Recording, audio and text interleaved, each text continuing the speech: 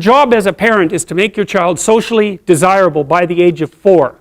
Right? You want to burn that into your brain because people don't know that. That's your job. And here's why. It's easy if you think about it carefully.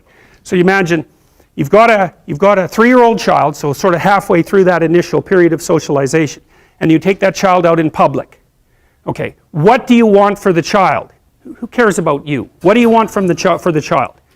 You want the child to be able to interact with other children and adults so that the children are welcoming and smile and want to play with him or her, and so the adults are happy to see the child and treat him or her properly.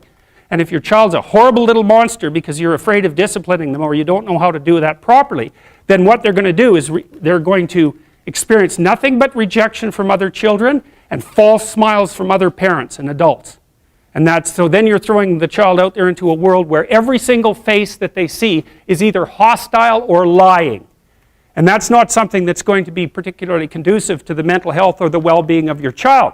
If your child can learn a couple simple rules of behavior, like don't interrupt adults when they're talking too much and pay attention and try not to hit the other kids over the head with the truck any more than is absolutely necessary, then and share and play properly, then when they meet other kids, the kids are going to try out a few little play routines on them, and that's going to go well, and then they're going to go off and socialize each other for the rest of their lives. Because that's what happens, is that from 4 years old onwards, the primary socialization with children takes place among other children.